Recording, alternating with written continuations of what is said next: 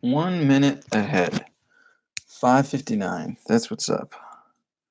Well, hello, world. It's funny because at the beginning of these videos, nobody's watching. But when people rewatch these videos, then of course you're watching. So, and one person has joined. That's what's up. All right. Well, I'm ready to go. 2 people. What's going on, guys?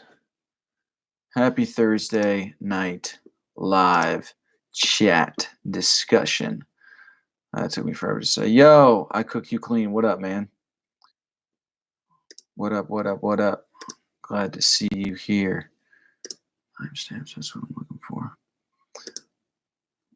Drew Reagan, what's up, man? Good to see you.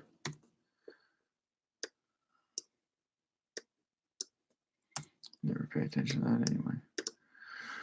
What's going on, guys? How's your week been?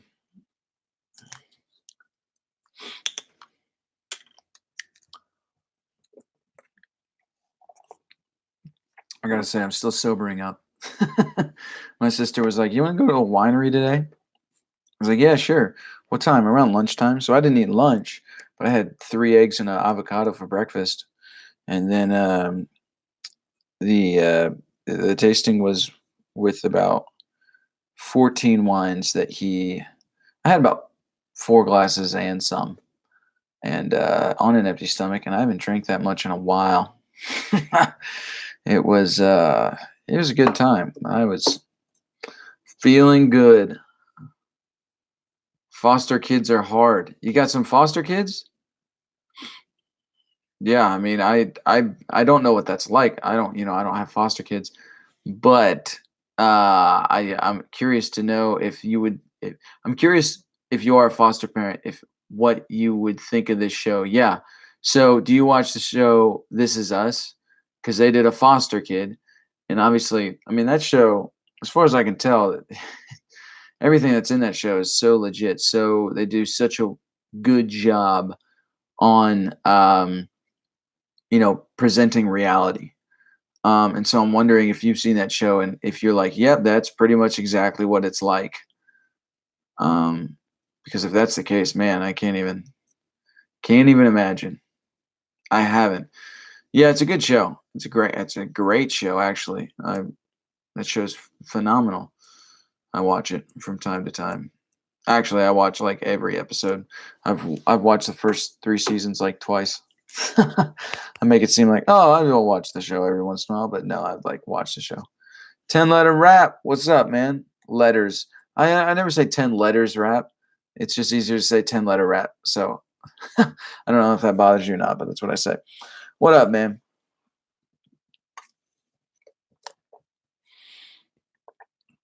Oh, yo, got a light.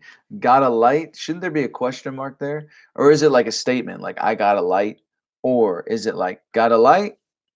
Like a smoking thing? No, I don't care. All right, cool. But Instant Family movie is real good. Instant Family, I did enjoy that movie. That was a good movie. It was a great family movie. But 10 letters is 10 letters long. Ah. 1, 2, 3, 4, 5, 6, 7, 8, 9, 10. Got it. 10 letters rap. That makes sense.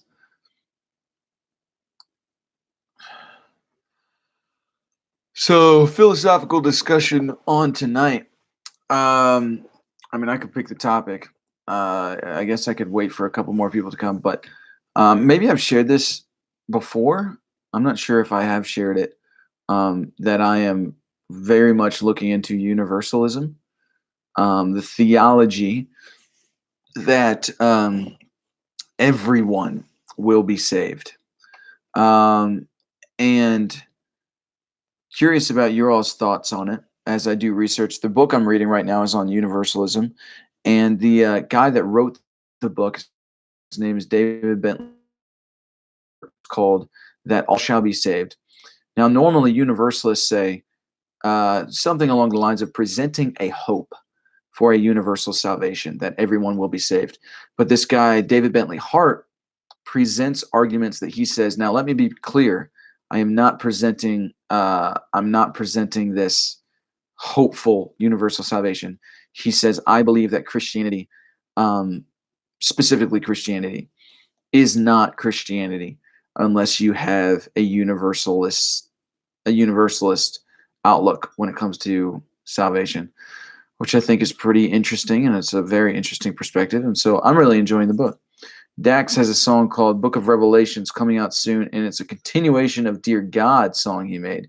You think you and your dad will react to that one too? Yes, me and my dad have been talking about doing more reaction videos. We need to.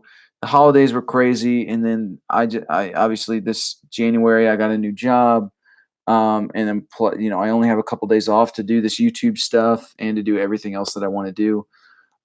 So it's just been a lot, and so finding the time. There's been some deaths in the family recently, and so navigating that.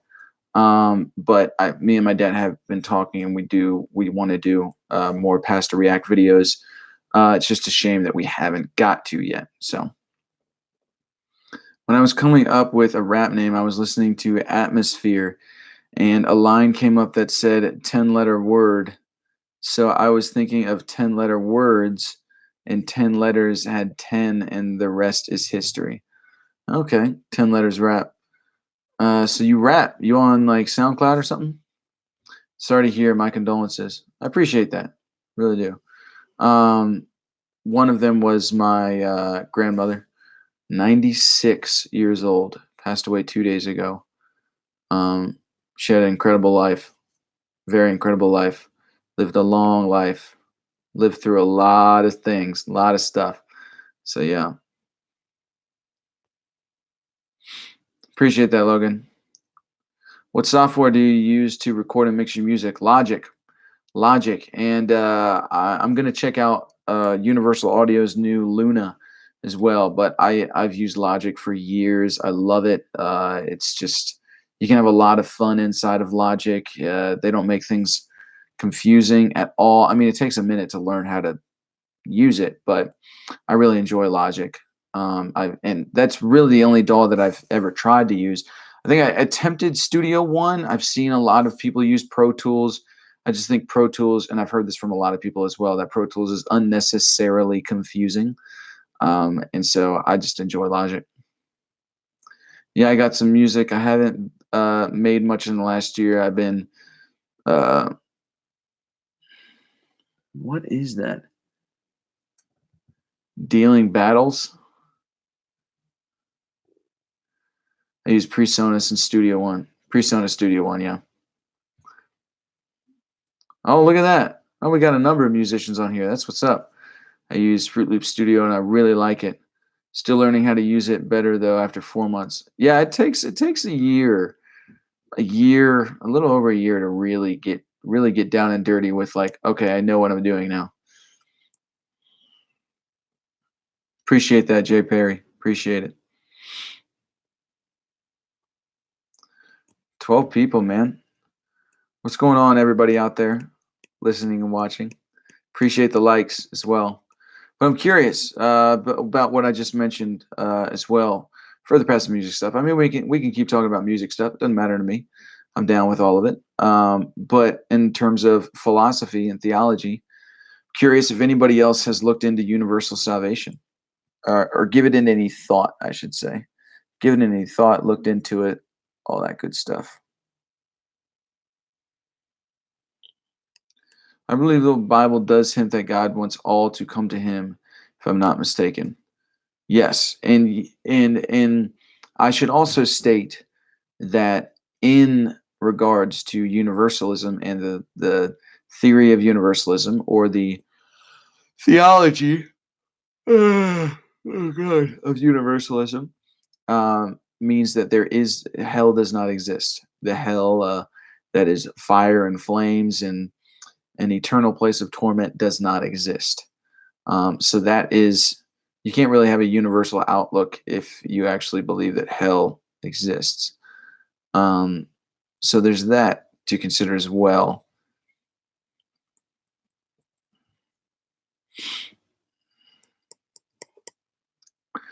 So, I cook you clean. Do you, because I mean, I know you said that, and you said, if I'm not mistaken, do you think that there is a hell? And I guess you can't really talk, you can't really have the conversation of universalism without having the conversation of if hell exists or not. God is the collective uniconscious. Wow, I'm an idiot. God is the collective unconscious, and your soul is the impact on it. So what? Okay, so Nathan. Hey, that's kind of my name. My full name's Nathaniel. People call me Nathan for many years, and then I moved to California and got shortened to Nate. So, curious.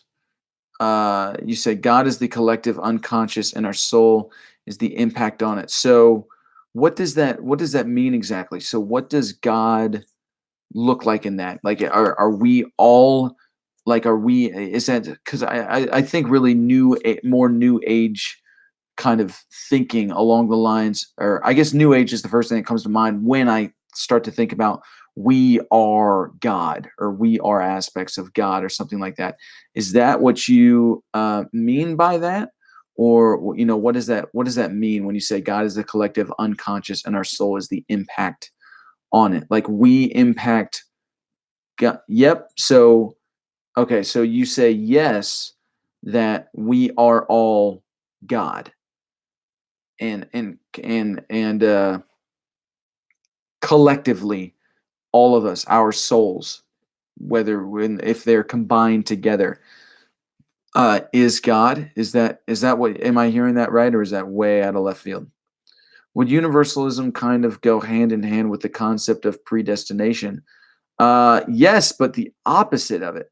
So obviously, predestination, well, Calvinism, which predestination is just another doctrine inside of Calvinism. Um, is some people are destined to go to hell and some people are destined to go to heaven, but you know predestination in the sense of we are all predestined to be saved. Yes. So here's the interesting fact about universalism as well, is that it's actually just like Calvinism and predestinationism, really. Just like the both of those, universalism is really kind of a deterministic Christianity. And what does that say about our free will as well? It's super. There's more to it than what I thought just from reading this book. I think essentially, if God exists, isn't departing from Him hell in itself? Isn't departing from Him hell in itself?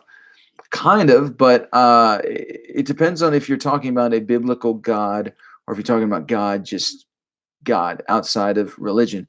And I say that because God, if you're talking about the God of the Bible, then in the Bible it says that nothing can separate us from Him. And so, yeah, I mean, I guess that we can believe a lie that we are separated, biblically speaking, but a separation from Him, tormented in the sense that you wouldn't be able to enjoy the good things of Him. Yes, but like I said, if can there be a separation? I don't believe in hell, only heaven. I've been judged through for only believing in the parts of the Bible that I want to believe. So I decay. Maybe I'm just too optimistic. I don't think you are optimistic. Well, I mean, I think you are. I think it isn't. Universalism is a very optimistic outlook on Christianity. But again, this book I'm reading, which he presents very compelling arguments for it, it's called That All Shall Be Saved by David Bentley Hart. He presents this theory that he goes to prove through philosophy and through a number of things in the Bible. That I'm still reading it, so I'm not even halfway through it yet. But again, very compelling arguments that universalism is Christianity. Like anything outside of that frame of thinking is not Christianity, which is super interesting. So, in that regard, it's like not being optimistic per se, but it's actually believing the truth. So, I think if we are God, then certain dictators were righteous in his actions. Yeah, see, yeah, I mean, you got a good point there, and that's why I don't like that. I mean, whether I like it or not doesn't matter if it's actually the truth, because if it's the truth, truth doesn't care if I like it or not. Truth is truth. But that is why I have a problem with, if that is truth, accepting that, because of that very reason right there, where it's like, well, we've obviously done shit that's terrible as human beings, and so how can we be gods? Yeah, it just doesn't add up to me. But so yeah, good point. No, that's perfectly on point. Death isn't real. We all live on through each other's consciousness.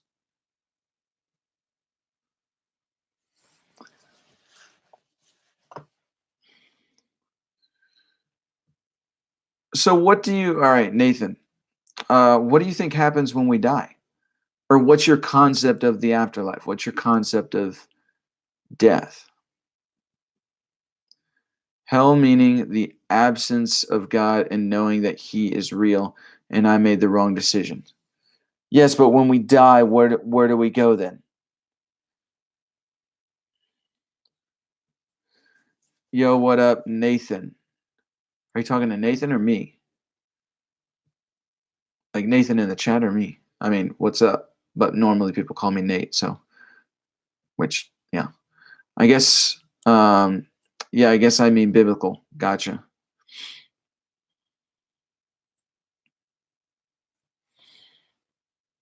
Super curious of your response, Nathan, because and my ear itches like crazy. Super curious of your response, Nathan, because I'm interested in all that, because it's definitely a different perspective that I haven't had or heard. Um, so yeah, and in regards to Nathan, what you're saying as well, um, it's or where do you? Sorry, I'm like reading comments as I'm trying to talk. It's not good. Multitasking. Um, what like what is your belief system, if you have one? Do you, Nathan, do you consider yourself just spiritual? When you hear the word new age, are you like, yeah, I'm totally there? Or just curious? Can you explain universalism a little more? Essentially, universalism, there's a lot of different, I think there's different forms of universalism. But universalism in a biblical aspect is that when Christ died, he saved all, regardless of saved, unsaved, all that stuff, that everybody will be reconciled back to God in the end. And that was the point of Jesus dying on the cross in the first place. And so, people are infernalists, which they believe that there is a heaven and a hell. There is Arminianism. There is Calvinism. There is annihilationism. And these are all under eschatologies, theologies of end times, basically. And universalism is the other one that says that we will all be saved. Um, and like I've been saying here, is that, is universalism, uh, the book that I'm reading, which again, I highly recommend this book to a lot of people that are curious about universalism, as I am. That universalism is actually like Christianity wouldn't even be. It's not. It's nothing unless you have a universalistic viewpoint on all of it. Absent from the body, present with God. In the book you are reading, is there anything mentioned of hell being experienced here on earth? Hello, Ludi. um, yes. He clarifies in the book. He says, "I do believe that there is such a thing as hell, but I believe that we experience it right now." And then he also says, "And I do believe that we can experience heaven right now, but that hell looks like us getting intertwined with ourselves, believing a lie that we're separated from God and that we won't be saved and all of that kind of stuff. It's more like a mental state of torment that we put ourselves in, is what he calls hell. But it's interesting because he's still like, a lot of people reject universalism because they're like, well, then what was the point of Jesus? Why did Jesus die on the cross? Which is funny when you think about it, because it's like, well, why couldn't Jesus die for all so that all could be reconciled? Why did he only die for some? So it actually, I don't know, it doesn't make the story of the cross as beautiful, if you will. But yes, he does talk about what he believes hell looks like, not just what he thinks or believes, but what he has studied in the biblical text. He actually rewrote. He has his translation of the New Testament that he rewrote.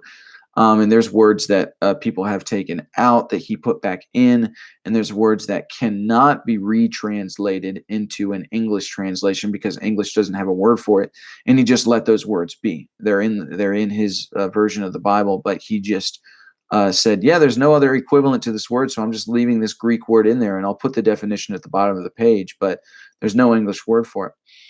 So that's who wrote the book. If every religion is correct and their beliefs of the afterlife, uh, what if every religion is correct and their beliefs of the afterlife is what will happen for them?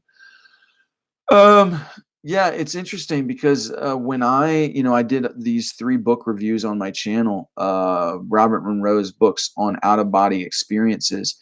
And in the books, there's this territory apparently in the astral realm called the belief system territory, which is where people go um, and it's their whole concept of their belief system. Interesting thing enough is there's like these 3 levels of the astral. I mean, I think there's plenty of levels of the astral realm, but he names 3, like locale 1, locale 2, and locale 3. And in locale 2, it's like anything that we imagine and picture in our mind will come to life. And so, like, your fears will come to life. Your fantasies will come to life. When you think of it, it will happen in that second realm of the astral. And so he says the belief system territory is in that realm, which I thought was super interesting, because it is kind of insinuating that, okay, it is real in a sense, but is it the ultimate truth of the matter? And are you just hanging out in the second locale? I'm sure some people would say the second heaven, just going off of what Paul said in the Bible. But yeah, so I don't know. I mean, obviously, I don't know. I can just read from what other people have said and other people's experiences in the books that I read. But I do wonder that. I'm like, could that be the case? Ever since I read that, I've wondered it. I think before that, and even now, I'm like, I don't know. It just it's not the ultimate truth of the situation. But yeah, so I guess if you want to read those books and look at them as nonfiction, then I guess it's a possibility that could be the truth. But yeah, we don't know.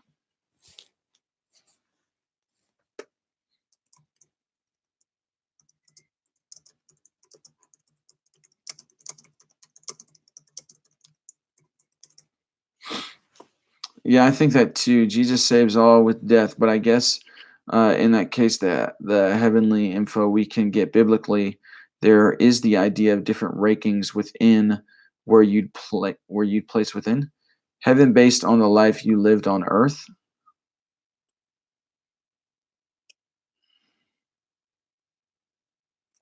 Wait, what? But I guess in that case, yeah, I think that too. Jesus saves all with the death, but I guess in that case, the heavenly info we get biblically, there is the idea of different rankings within where you'd be placed within heaven based on the life you lived on earth. Oh, I love that astral stuff. Um, yeah, I don't know if I understand what you're saying really. Um, what I can't figure is, will heaven be like primitive times, or will there be technologies? Will objects be anything like here on Earth? I know heaven is described in Revelation, but not in detail.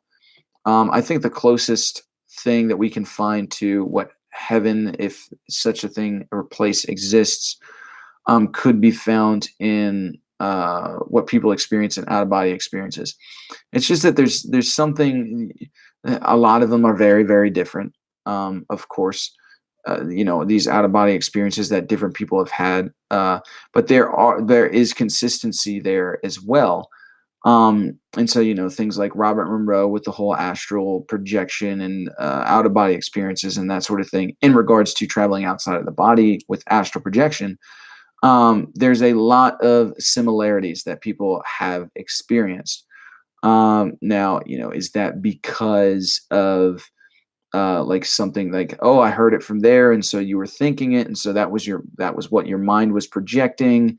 You could come up with reasons for it, but at the same time, even atheists, and I've come across a few of these on the internet, atheists that are like, oh yeah, no, I don't believe in God, but we will live on after we die because I had an out of body experience and I experienced it for myself. And so all that to say, from the things that I've read, or the things that I've read and researched from different stories and different perspectives, I guess, is that there are some consistencies. And so from those consistencies that I see, I don't think heaven will be like primitive times. And I don't think technologies is even the right word to use. I think spirit or soul would be the correct words to use. Um, I mean, I guess we can think of them as technologies that we don't understand yet.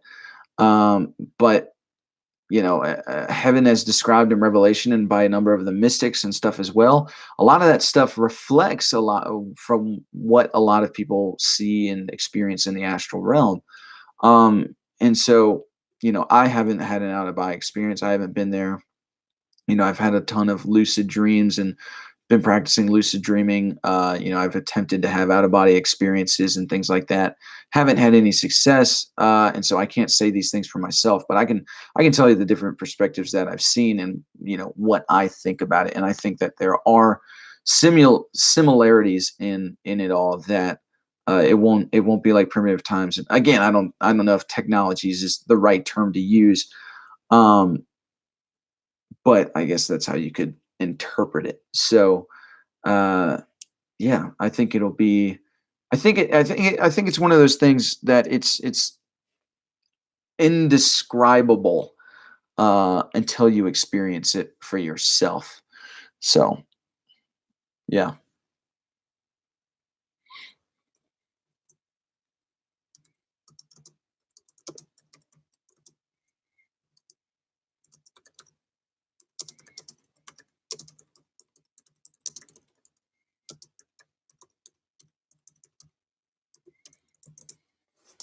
I cook you clean. You're a boss, man. What I miss? Not much. We're still getting started. Nate, I just rewatched the beginning. I'm sorry for your loss. I appreciate that, Lily. Really do. What I miss? Not much. We're just chatting. We're chatting about universalism, is what we're chatting about. The idea that everyone will be saved and all of what that entails. Um, I'm really optimism is credible. Our imagination is limited to what heaven or hell is like. This is true. I cook you clean. You're a boss, man. Thank you so much. I really appreciate that. Thank you. I had a theory that humans are in a way objectively predestined as a race instead of subjectively predestined.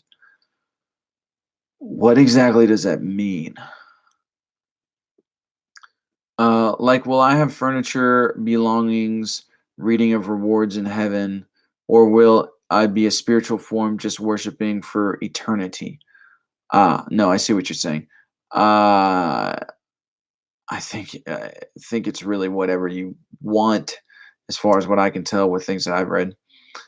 I always think that logically it's hard to believe God and heaven are real, but then I start to think it could be the opposite. Like Earth is absolutely amazing while other planets are just rock.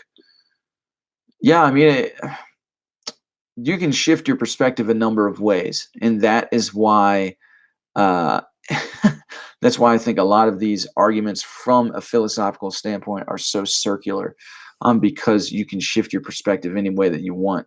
Logically thinking about it, yeah, hard to believe in it. But then you start to think about the other side of things, and it's like, why is Earth the only planet that seems to have life? And then you can go down that rabbit hole, and then you can feel like, well, no other perspective exists besides this. Where in reality, there's plenty of other perspectives that exist. That it's like, that's just why it goes in a circular motion. So, of course, I think everyone would prefer the perspective of truth. But truth is hard to come by because we're subjective people looking for sometimes I feel like some of us aren't even looking for what the actual truth is. We're just looking for our truths to be justified. And so think on that one. That'll make your brain hurt. Because and I'm guilty of that as well. Where I'm like, this sounds good. This is what I want to happen. So I'm going to research and try to find, if this is true, so that I can say that this is true, rather than what I've had to learn how to do, which is like, here's what I think is true. Now let me look into this perspective, and now let me look at a completely opposite perspective, and try to wear the lens like I'm trying to prove that that perspective is right and not the perspective that I want to be right. And sometimes it comes out that I'm like, wow, I was totally and completely wrong. And other times I come out of it and I'm like, wow, yep, I was right. So yeah, perspective definitely matters. And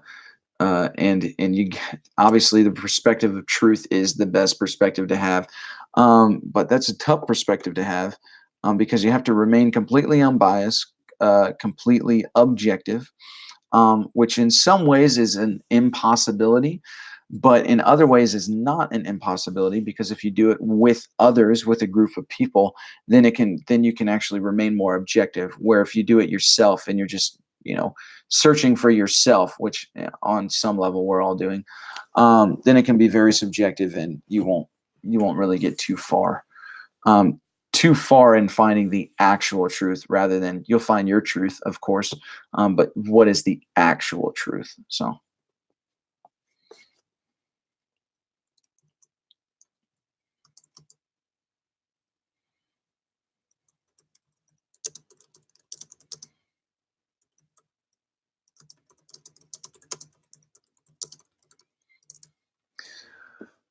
like,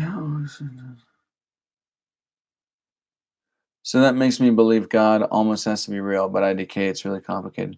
All the evidence that we have indicates that the out of body experience is spiritual.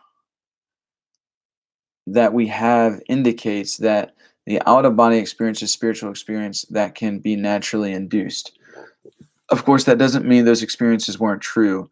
It means that they have no reason to believe they were. Oh, by the way, I switched my major from biochem to philosophy. Hell yeah. That's awesome, dude.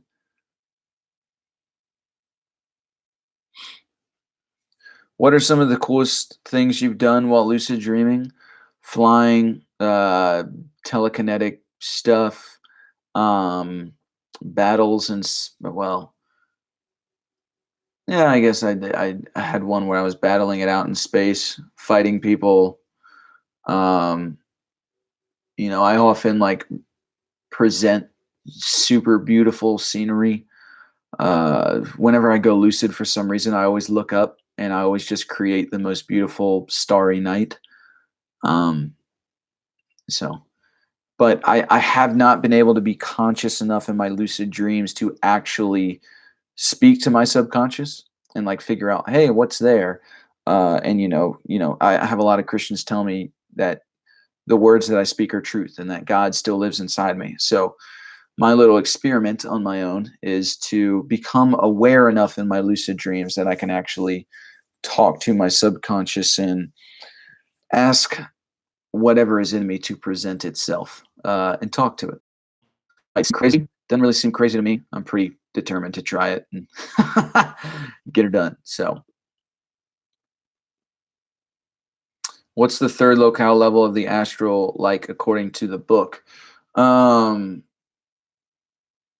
it's actually super weird. Um, it's like it's another completely different other reality um that we live in, but we're not a part of it, but we live in it. Super weird.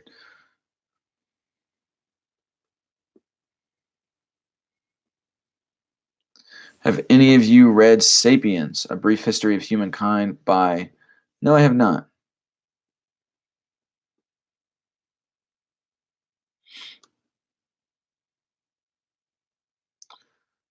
So, Andrew, when you say all the evidence that we have indicates that the out of body experiences, spiritual experiences that can be naturally induced, of course, that doesn't mean those experiences weren't true. It means that they have no reason to believe they were.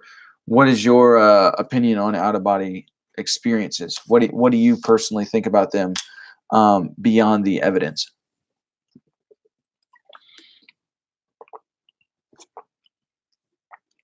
I highly recommend it. It's very humbling in regards to a timeline of civilizations. Dang, I need to read that.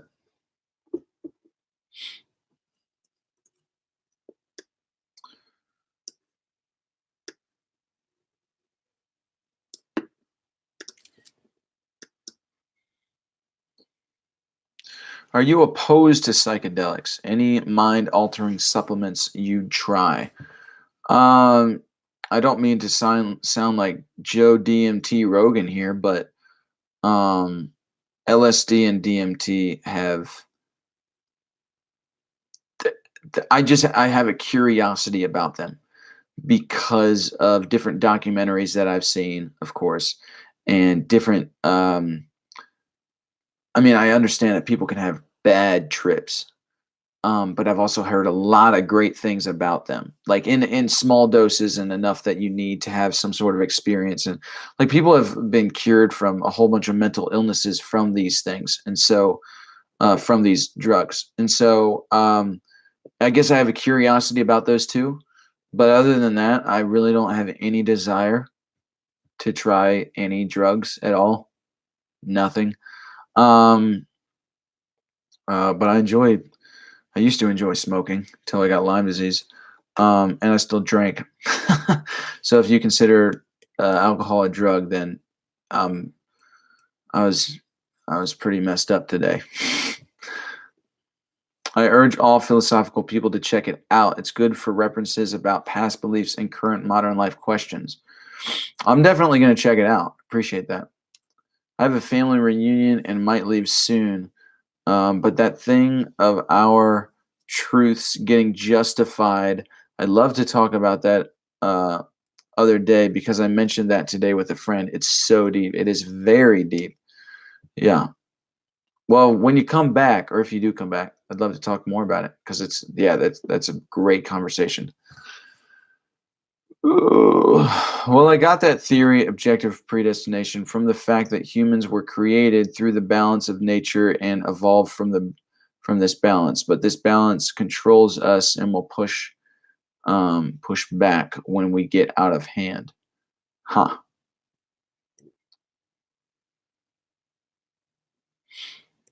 Please pray for my mother. She's got stomach cancer. Really sorry to hear that, Clint. My opinion is that they are perfectly possible, but as of now, whether they manifest from the result of some sort of supernatural explanation doesn't seem to be supported by the evidence we have. Sure, no, I completely understand that. But despite the evidence shown, what is your gut feeling when it comes to it? And I am asking for your subjective opinion here and not objective because I realize the objective reality of it is that we don't know. We have a very speaking objectively, science is very agnostic about it. It's like, yeah, it does happen, something happens, but we don't know what it is. So I think science is very agnostic about it. But I am asking for your gut feeling and your subjective opinion beyond the science of it. Uh, so yeah, just curious.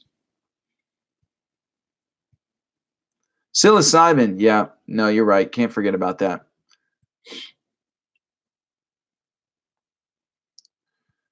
Because it's not only that, it's deeply linked to our personalities and context. That's very true. That is very true, Lily.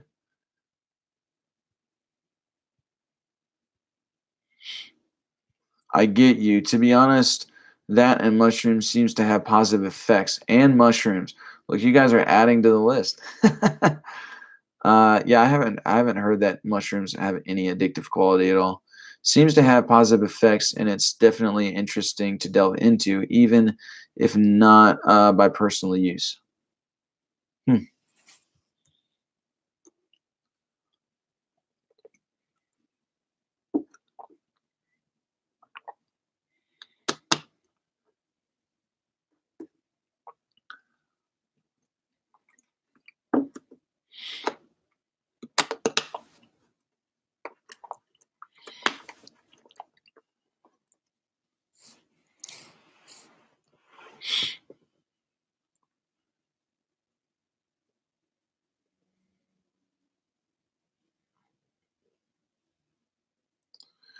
I don't really know. I'm somewhat agnostic to the idea, but yeah, that'd be pretty cool if it was the result of some sort of supernatural process. That it would. Yeah, I mean, I think I'm in the same exact place. Like I'm very agnostic about it as well. That it's like I do feel like there is something there. But I have no idea, I have no idea. I can't say that I have any sort of idea that it's true or reality because I haven't, experienced it for myself. So I've only had a few lucid dreams, but my only cool one was I teleported from my school to my house. But as soon as I stopped thinking of my house, I went back to the school like I was grounded there. It's interesting. Something that Jordan Peterson said that I've loved ever since I heard him say it was that dreams are hard to interpret, but they never lie. That's just so good. It's so good. What are we talking about? We are talking about first we started talking about universalism, the concept of universalism. Then we started talking about heaven and hell. Then we started talking about out of body experiences and drugs, finding truth. Basically, just the regular stuff. Just another typical Thursday night. Um, so yeah, but it really started off with universalism and the idea that everyone will be saved in the end, or everyone will return to the universe. There's a lot of different forms of universalism. Like I said, there's universalism in the case of God is all and all is God, and that when we die, will return to from where we came in the universe. And then there's universalism, and I guess the sense that when like the Christian universalism, when we all die, we will all return to God, to heaven, regardless of being saved or not. That Jesus was the one that paid that price. So most religions and tribes use remedies, be it tonic wine made by monks, to combo frogs used in the jungle, all to enhance meditation prayer. Really, and early psychology used drugs to make people open up via talking therapists. Where now I'm very interested and super curious. Where did you get all that information? Is that from that book that you were talking about? Um, Very interested in that. Because I do know that monks were the ones that made whiskey, and they called it uh, the water of life, which I got to agree with them. I mean, ayo, ayo, water of life for sure.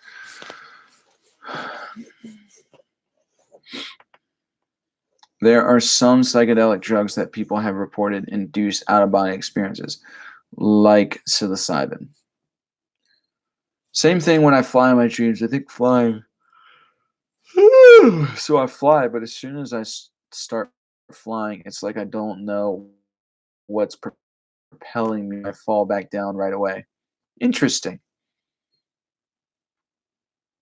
That green bottle look like proper 12? Nope. which I bought this thinking that I would like the IPA edition. I'm not a big fan of it, but I still drank it. Did you say you used to smoke weed as well? I never, nope, never smoked weed. Referring to cigarettes, I used to smoke cloves. I know some people hate cloves. I love me a good clove. They're just so good. Um, some blacks. Uh, yeah, I enjoyed those for a time.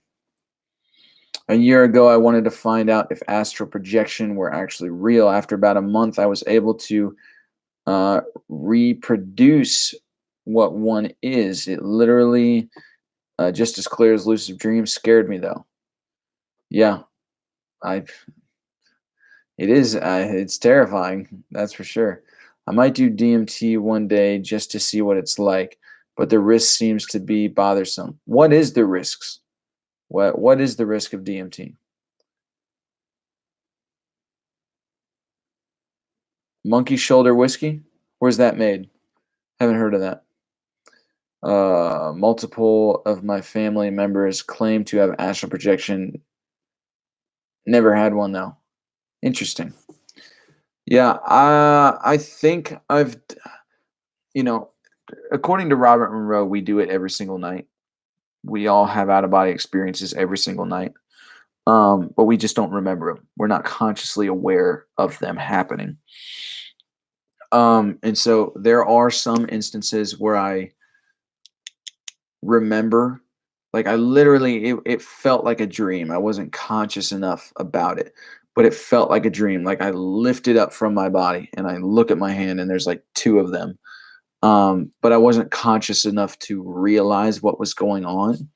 And then I woke up and I was like, maybe that was astral projection.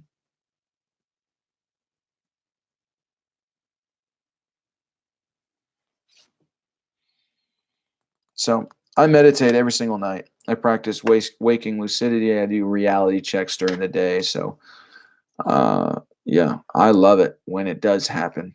But it doesn't happen often. It's not easy. I think I never used to have them, and then I started practicing it, and now I have them every couple of months. I would love to have it every week, um, but in due time. It's not something that happens overnight, that's for sure. I believe that we do astral project every night. So does Robert Monroe, that's for sure.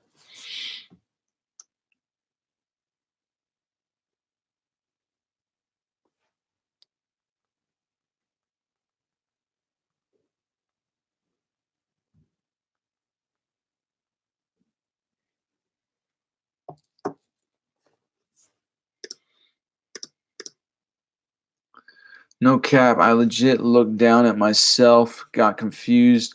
AF, heard something in the hallway and laid my ass back where my body was and closed my eyes. Yeah. Hallucinations, nausea, seizure, addiction, anxiety issues, heart problems. Yeah, fuck that. I'm not, no, yeah, that's, nope, not going there. Yeah, I don't know. I can't take that risk right now with where my health is at. Nope. Gervin, where is that? Gervin.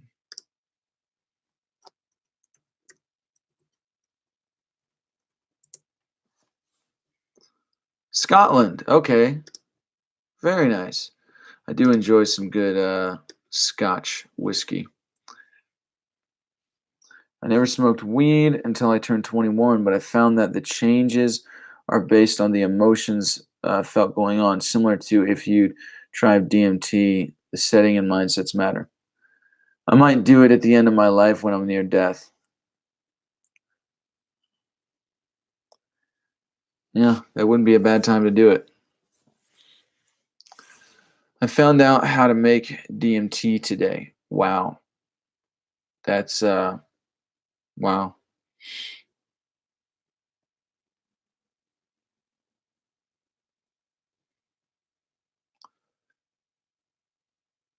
That is if we don't reverse aging.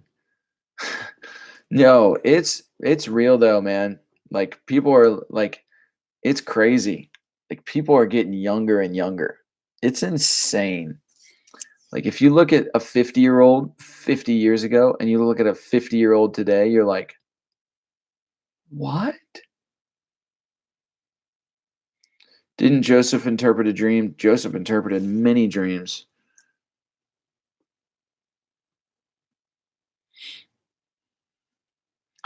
I wouldn't want to get carried away with astral projection, psychedelics, any spiritual experiences. From what I see, you can't get too spiritually loose. Now that's interesting. What do you mean by that? Too spiritually loose? Well, what do you mean by that? I'm curious.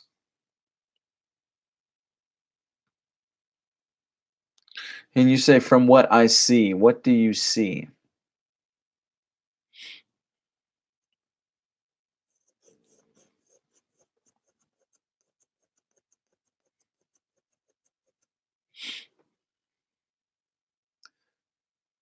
So could we still today? Why not? Sure.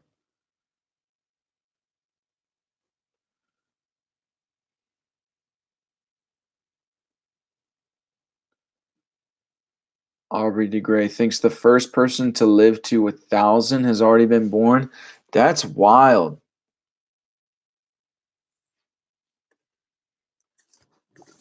Wow.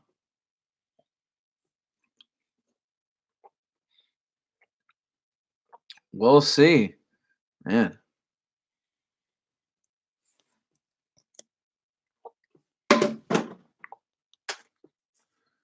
my mom legit is like, I'm going to live to 120. She's absolutely convinced. And I tell her, I'm like, Mom, I'm going to die before you die. It's going to happen.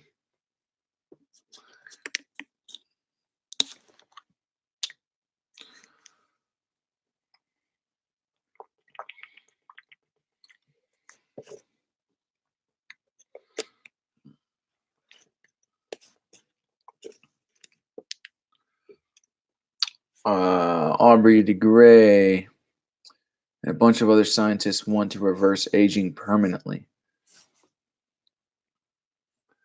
That's crazy. Well, okay, so what do you mean by that? Like, isn't it, but as far as I'm aware, isn't it something that's naturally occurring? Or are they talking like they're going to scientifically engineer it? Have you ever heard of Joe Dispenza? Yes, I have.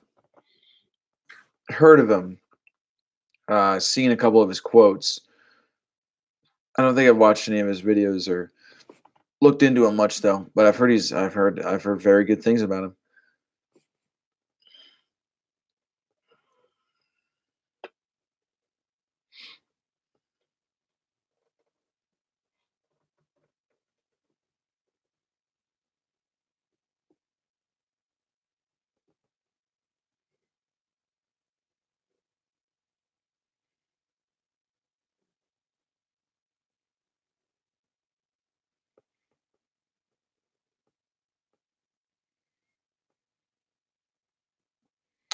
It'd be like a combination of various treatments. Yeah, okay. I mean, right. We're on the same page now. Good God. What I was referring to was a buddy of mine, my brother-in-law, showed me a pictures of just what's happening naturally with the aging process. Is that 50 years ago, you looked at a picture of a 50-year-old. Now, what that looks like is like an 80 or 90-year-old. Um, and even like way back when, like a 30-year-old now, was somebody who was 30, what they looked like. Now we would look at that person and be like, oh, they're 50. Like it's crazy. It's insane. Um, and there's pictures that show it, that it's like something is like we are getting younger. It's just all of us. It's crazy. It's interesting. It's crazy. Um, yeah, and people at work think I'm like, yo, Cody, what is up, man? I would probably make it to 60 tops. Oh man. It's like another one of my buddies. He's like, dude, I'm not gonna live past 30. It's not gonna happen. He's like, I'm gonna get killed or something. That's hilarious. Yeah. But my mom is convinced she's gonna make it to 120. And I've told her several times. I'm like, Mom, I'm gonna die before you die. If you live to 120, I'm dying before you die. 1,000 years old, man. That's wild. Hey, I have a controversial topic. Well, bring it on, dude. That's why we're here. Outward Peak. Is that the first time you're commenting? What up, man? Watch Cody turn out to be immortal. That dude is immortal. Cody. Oh, man. You're going to be immortal, man. Oh, that's great.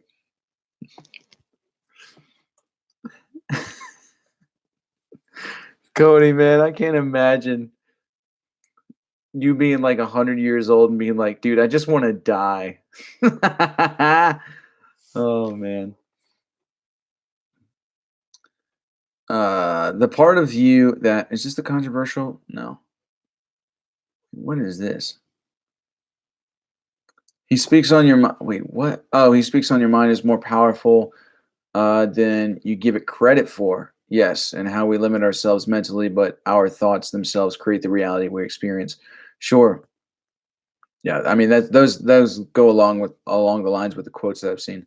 I live on a Native American reservation, so I'm surrounded by drugs, pagans, but there comes a point where you can no longer function in reality, and in intense cases, come across spiritual parasites. Yeah, I've heard of some people that that's kind of happened to. My dad had a buddy who said that he wanted to see into the spiritual realm. Whether this happened or not, I don't know. But regardless, this is the story. My dad had a buddy who said that he wanted to be able to see into the spirit, and so he fasted and prayed and fasted and prayed, and he got to a point to where he wasn't able to tell what was natural and what was supernatural anymore, and so he stopped.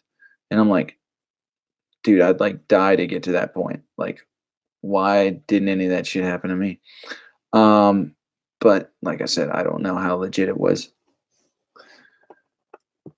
Where's this controversial topic? Let's go. The part of you that blocks. Wait, where did this go?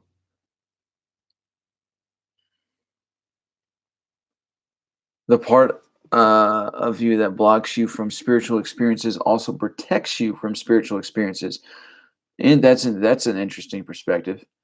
But if you can't be ignorant and not experiencing anything, it's good to know what's out there too. So, what do you think that is?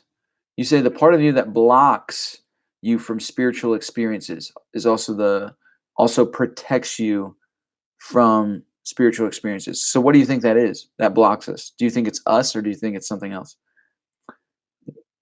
What's going on, Godly? What's your opinion on homosexuality and the LGBTQAI? That's like the long version of it.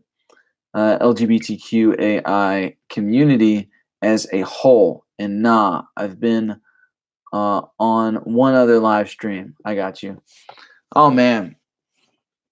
To be honest, I don't really. I mean, when you ask for my opinion, what exactly are you asking?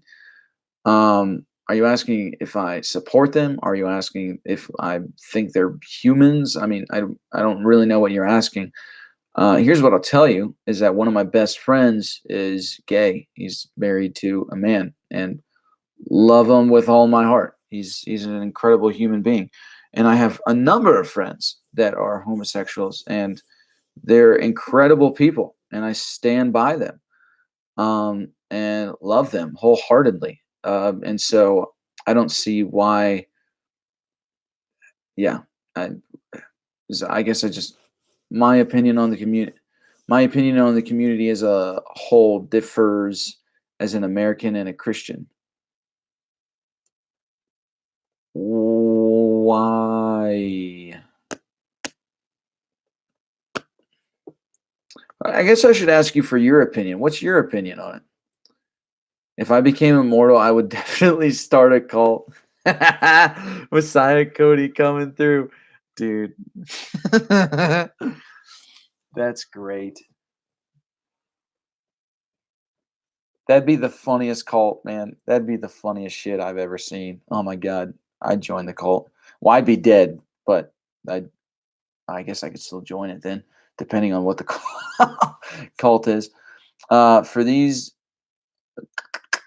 days, music and connecting to what gives you joy might be what helps. And yes, I'd love to talk about us justifying our truths, but for now, stay chill, Nate. Don't think too much. All right, Lily. We are always here for you. Appreciate that, Lily. Really, really do. I'll chill. I'm just chilling. I chilled today. Chilled a little bit too much. Codyism. My opinion on the community in the whole. Okay, yeah. Oh man, I just lost it when you said they are humans. Why?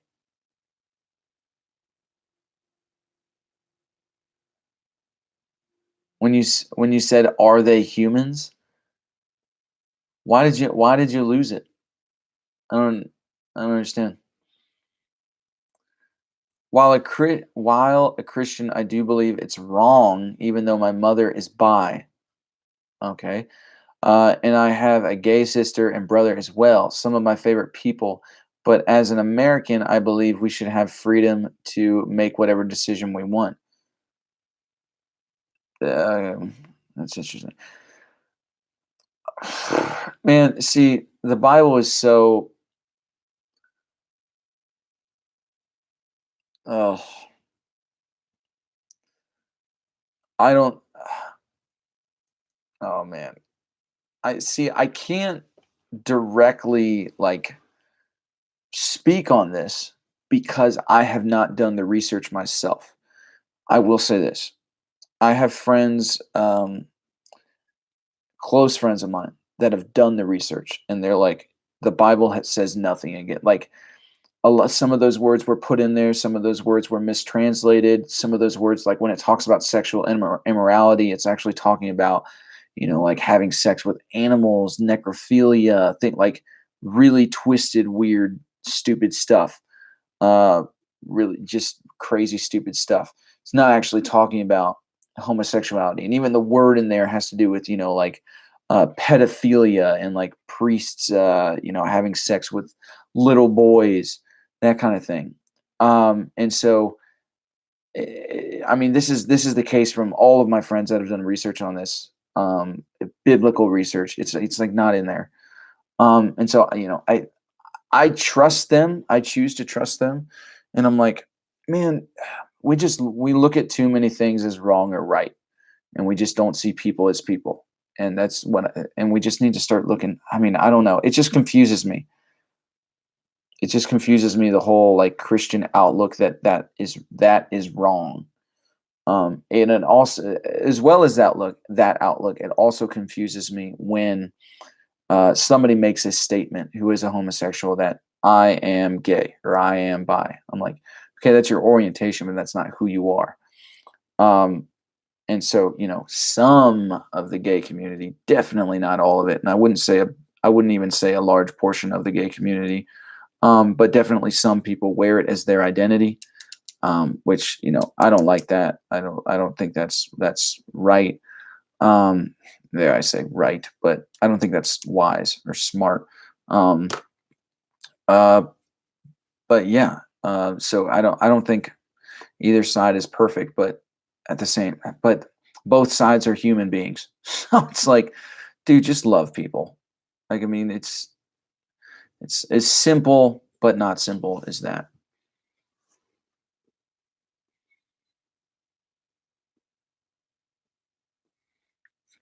Cassie, what's going on? Glad to see you here. What's up, Nate? Just hopped on here. What up, Sarah? You are the bomb. You know that? You're a champion. Appreciate you so much. Seriously. Thank you. Thank you. Thank you. Thank you.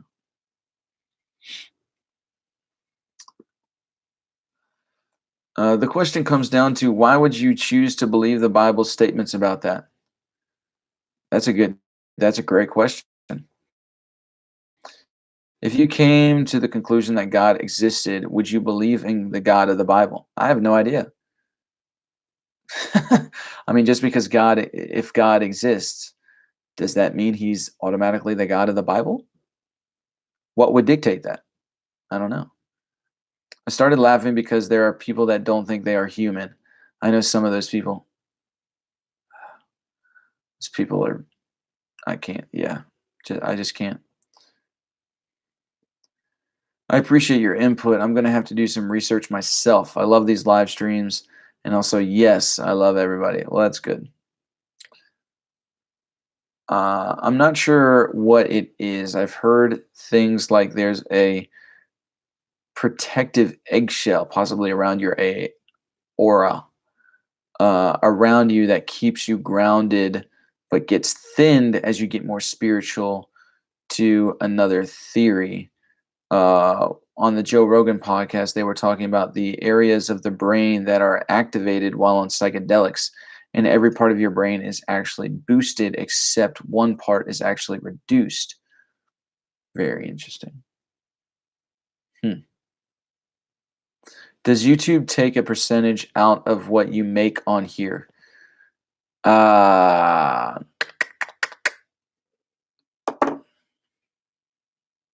yes and no. Yeah, yes and no. It's not really that simple. I think the short answer is yes, but it's not really that simple.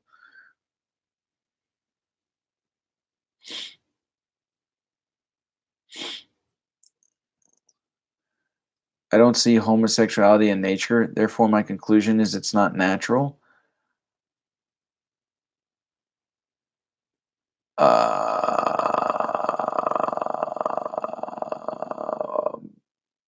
okay, I'm not gonna no. And that part is a part of the brain that makes assumptions in experiences to keep you sane, sort of. They explained it in a trippy way. I'm gonna have to watch it again. What episode is that on the Joe Rogan? It does occur in nature. Over 1,000 different species exhibit homosexual and bisexual behavior. Uh, Not that I'm gonna hate anybody or be disrespectful. Like I said, I'm an American and I stand for freedom at the end of the day because that's what makes America great and not Iraq. And even if that was the case, that would be an appeal to nature fallacy. An appeal to nature fallacy. I haven't heard that fallacy, or I haven't heard that the name of that fallacy. I didn't know that was a fallacy. Huh. I'm gonna have to look into that. Have you guys ever seen the brain scans of Christians speaking in tongues? Yes, I watched that video.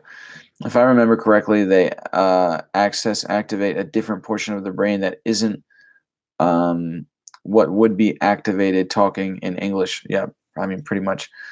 Yeah, I saw that. It's activating the part of it's bypassing the language, the part of the brain that lights up when we speak a specific language. It bypasses that and gets straight to like the deeper meditative part of the brain.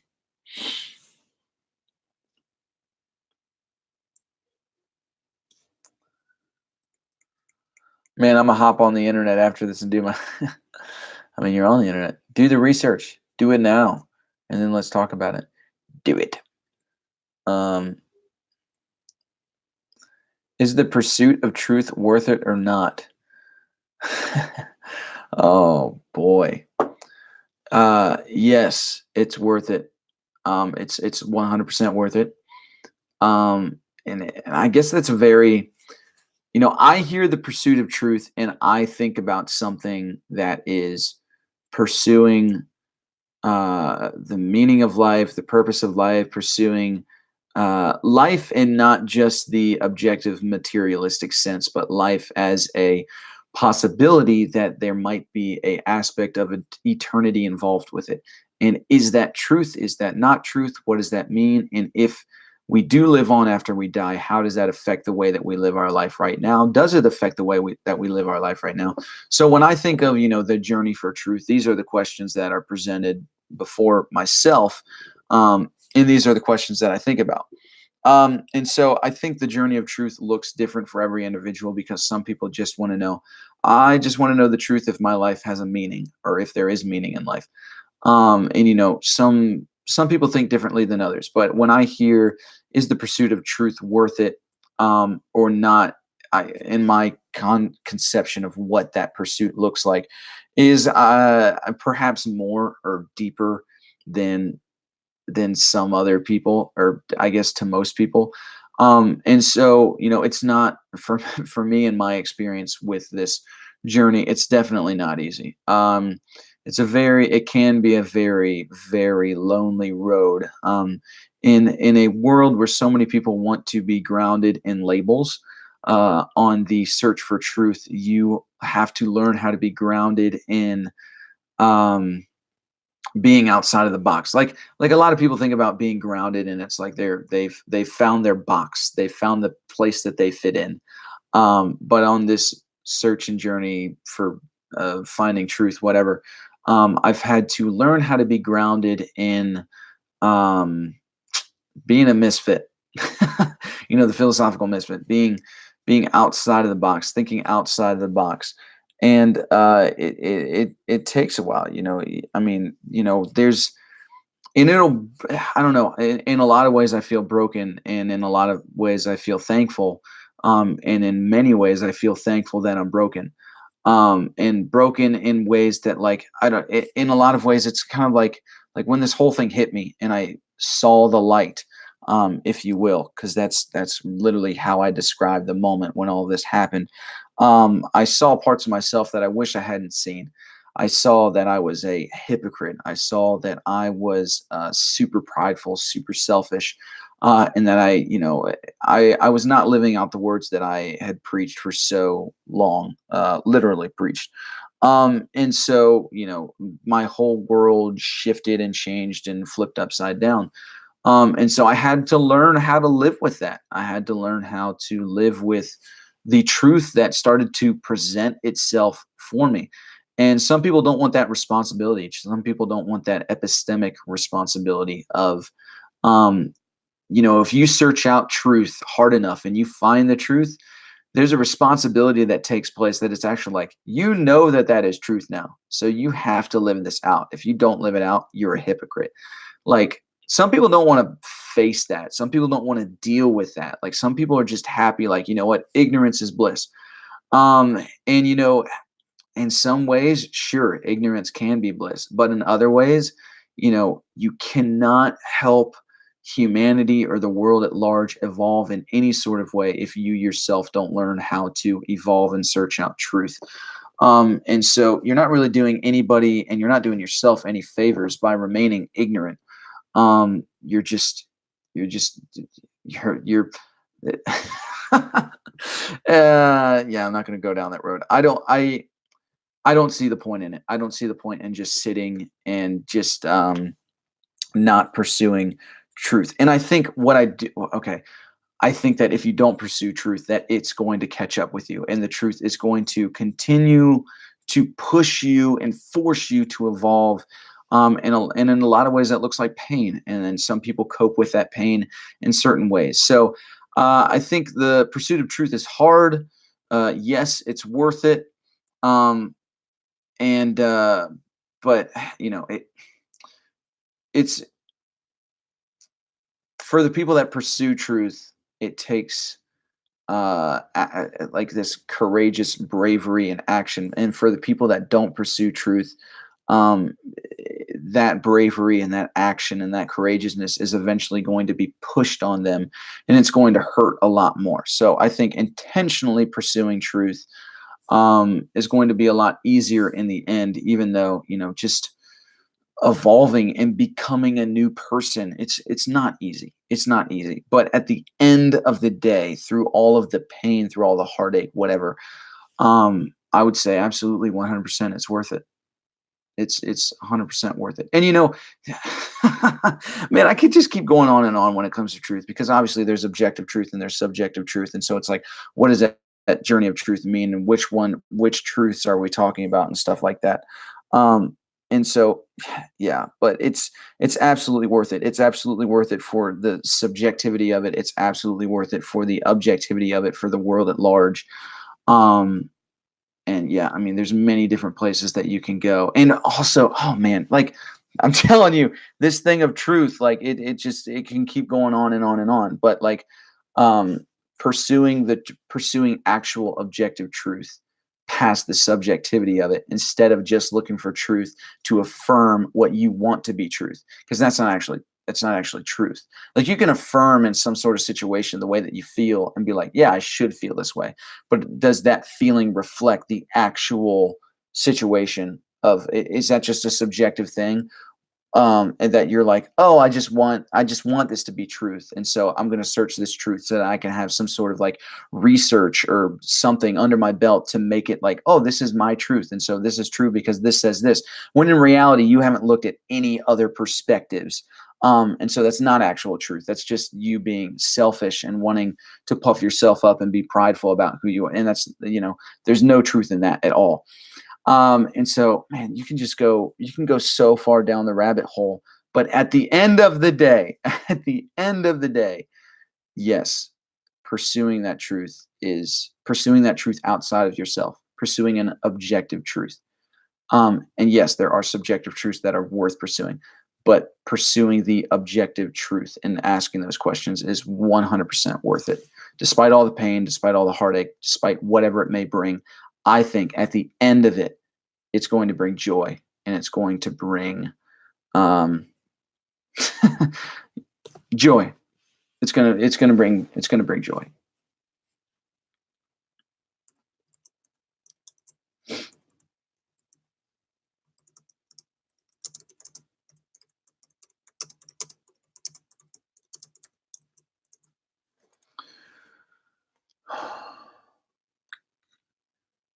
Cassie, you're incredible. You're amazing.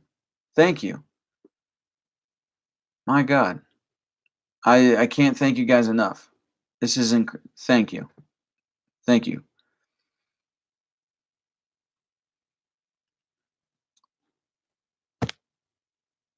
Seriously, I'm blown away right now. I really appreciate it. It seemed that all of my I'm so happy I made it. I've been so busy with studies, I miss every live lately. You're good. Are you and your dad still doing music reactions? Yes, we are.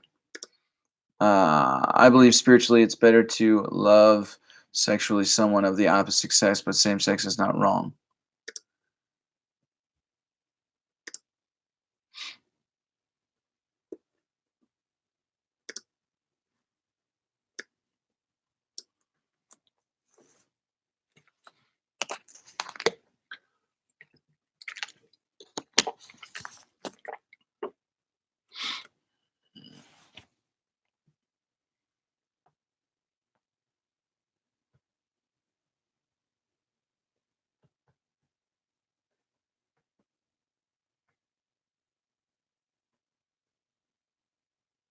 Sexual immorality and pursued unnatural desire serve as an example of understanding judgment.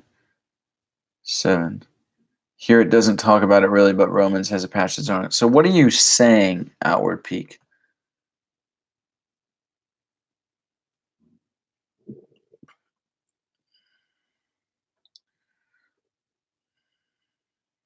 J. Perry, it seemed that even off mind altering substances, we have the capability to bypass. What if we could train in that, and perhaps biblical living gets you closer and closer? I don't know if specifically biblical living gets you closer and closer, but I do think meditation uh, gets you closer and closer, and getting in tune with your surroundings and yourself. Um, because when you're I would imagine, just from I know this from just lucid dreaming and the weird things that have happened during meditation for me. Um, Most of those when they happen. It's like you can't escape the present moment. So you're so consciously aware of everything. And so I think the more you practice being consciously aware, um, the more that veil will be lifted. Just my opinion.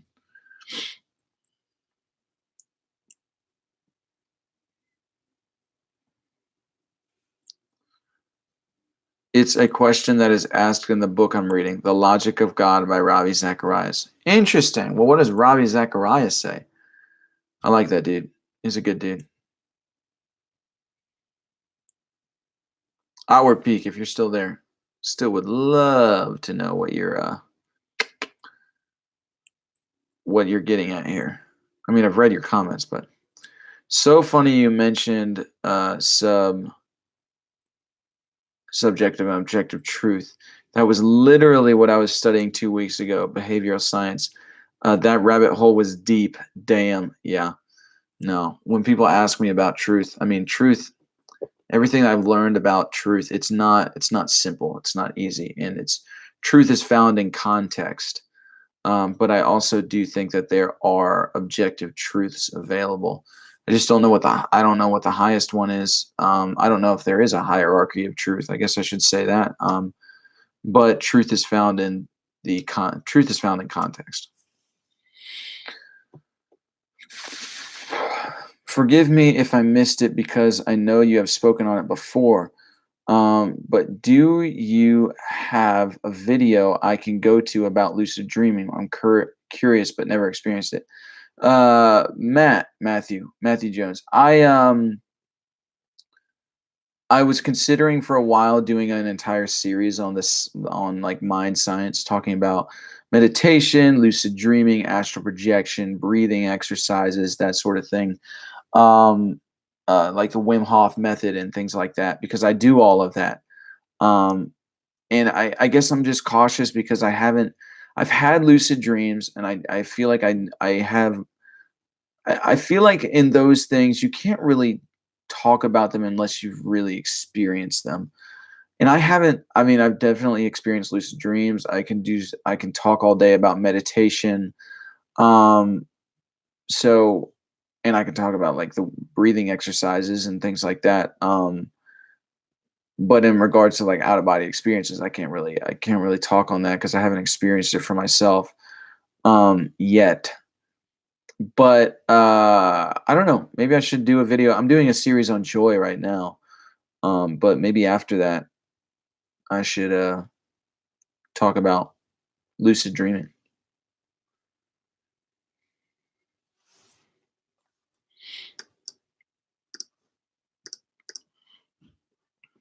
Just showing the passages I read as research, and it does definitely say it's unnatural in Romans, but the usual books people want to quote don't say refer to homosexuality outside with prostitutes. So it's interesting that you say the only place in the Bible that it says that is Romans, because Romans was Paul's interpretations of the Torah, where the Torah is so well, it's open to interpretation in some ways. Yeah, exactly. I agree, man. To be honest, it doesn't have to be biblical, but biblical living uh, can be like training wheels for some to get there, you know? Now I see what you're saying. You might be right. There are denominations of Christianity that don't think homosexuality is wrong. Homosexuality is wrong. So if I were still a Christian, I would rather believe those interpretations over the discriminatory ones. At the end of the day, the law was abolished with the tearing of the veil.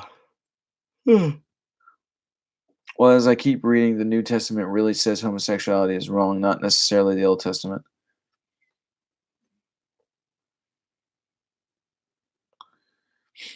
How are you? How is life? It's been so long. Happy and healthy, I'm hoping. Well, I would say more joyful, definitely. Not really happy, more joyful. Um, Healthy, yes, healthier. Um, but I don't know. I'm really I'm really finding joy in embracing the downs of life right now. Um, yeah, finding joy in the downs, which sounds bad, but it's actually really, really good. It's really good. I appreciate you asking. Thanks. How about you? How are you? How have you been? How's life been for you?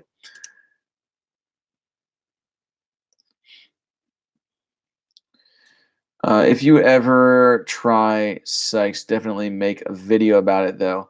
It'd be interesting to see your experience from it. I hear how it all affects you, like Joe Rogan isn't a believer, but he believes.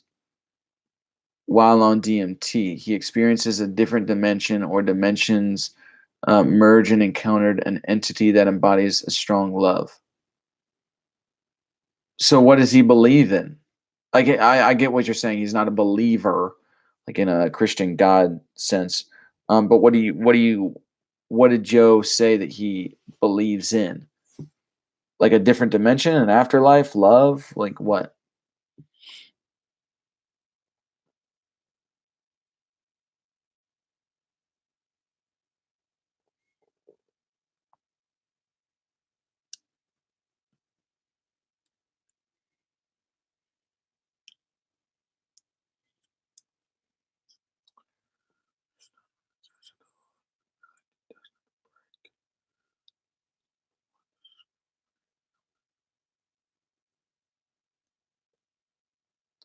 The question, therefore, is not whether the pursuit of truth is worth it or not, for it is the only thing that is ultimately worthwhile. So valuable that it has often been blockaded by bodyguards of lies. Interesting. I like that. Well, he seems to be agnostic, but he encouraged a never ending love, similar to how God would be described. Interesting. I'm interested in that one as well. That Joe Rogan podcast as well. I really enjoy the Joe Rogan podcast. I think at the end of the day, the more I read and even looking into natural animals and my conclusion from the source you gave me, as well as my own sources, it seems they aren't gay. They just engage in specific behaviors. For some animal, it's purely for pleasure, and in some cases, it's to spread their seed. Well, that's interesting.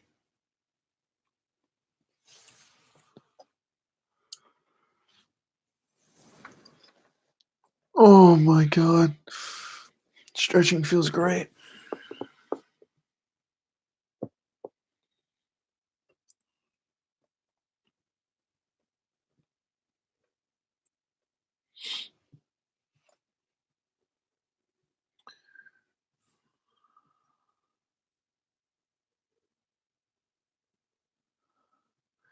Of course, my phone signal had issues right now when you spoke about it, so I had to go back. I look forward to the Joy series. I really enjoy your videos. Would love a series on lucid dreaming. I'll have to think on that. I'm glad you said something. Meditative reading, all interests me. You know, I think I'm gonna do it. I've talked about it several times. It won't be for another couple months though. The second video on joy is coming out Monday. The first video came out this Monday. But I'm enjoying talking about joy because yeah, it's great. But I'm glad you said something because it's sparking a fire in me to want to talk about it more now.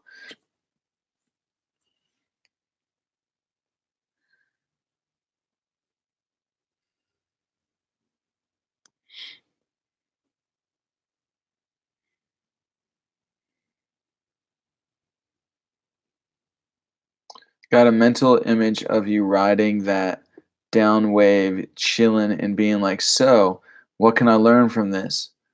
I've been okay. Uh, oh, okay." And then I like it a lot. That's good. Getting used to college, university, and getting my brain used to studying again. What are you studying?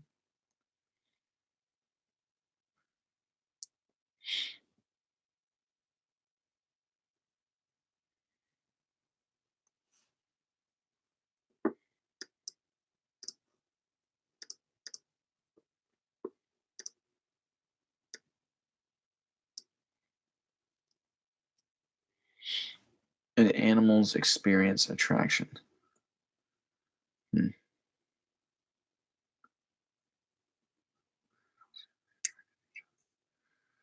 Huh. I'm I'm reading your all's comments, but I guess I'm not reading them out loud because you guys are basically having a conversation, which is great. It's entertaining to me, but for the people watching, if they're not like reading the comments and watching the conversation take place, then I guess it could be pretty boring. But it's a good conversation.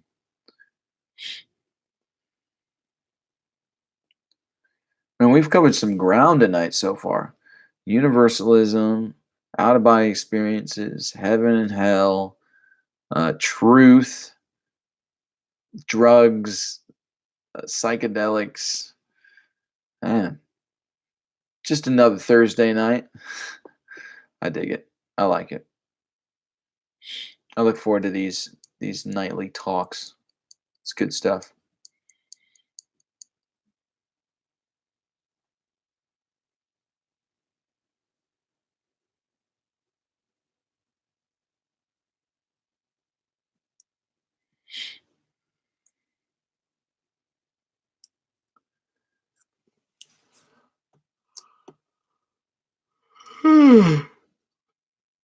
Gary Vaynerchuk texted me. I don't know if you guys know Gary Vaynerchuk, but he has this community thing where you can get texts from him. It's pretty cool.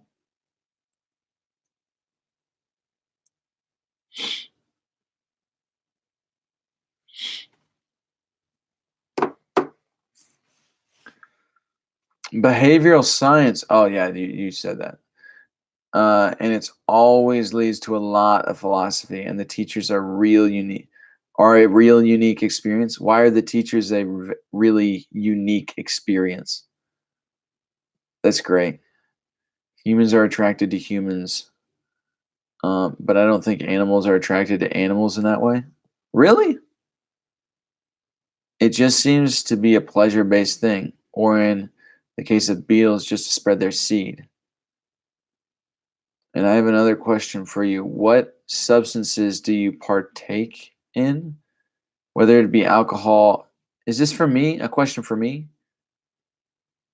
What substances do you partake in? Whether it be alcohol, nicotine, anything? Definitely alcohol. I definitely partake in that. Used to partake in nicotine. Don't so much anymore because it hurts. If I could partake in it, I would, because I enjoyed it. But definitely alcohol. Yeah. My point is that once you thoroughly examine the issue, you'll realize that there is no logical argument against homosexuality. Philosophers closed the door on this issue 30 years ago. Yeah, if you'd be willing to answer, no, I'm definitely willing to answer, man. That's why I'm here. I like it.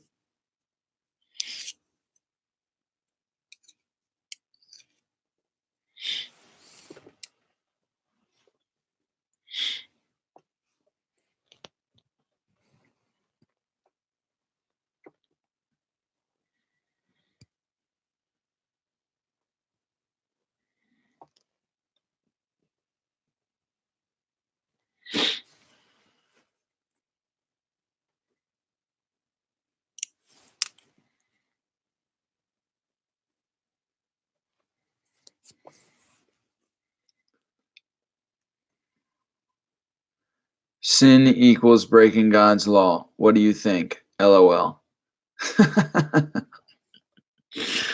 Oh man. Uh, I've already talked about this so many times, man. And I know you've seen the videos too. Um, but yeah, I don't think that's what sin is. We need to redefine sin. Whatever sin is, it needs to be redefined.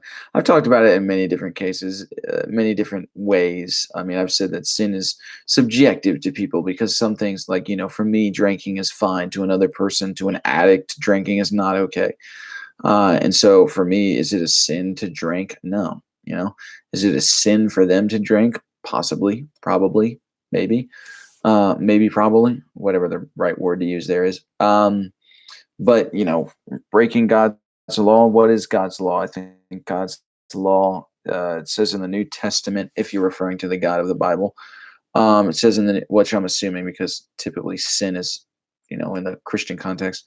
But and then damn it, what was I even saying? Um, sin break. Oh, God's law, right? In the New Testament, it says the law can be summed up in this: love your neighbor as yourself. So really, the law is love and staying, loving people, loving the people around you, which is not an easy task, by the way. And so sin, in some cases, it could be loving people, and if you break that, then you're sinning. So what does it look like to love people? How can you love people specifically? Of course, that's subjective to everyone, which goes back to the subjectivity of it. Um, then you have, some people believe that sin is believing in God or not believing in God, which there's arguments there as well. But I say, sin, there is a subjective part of it. I think that's a huge subjective part of it. But also sin, it's like,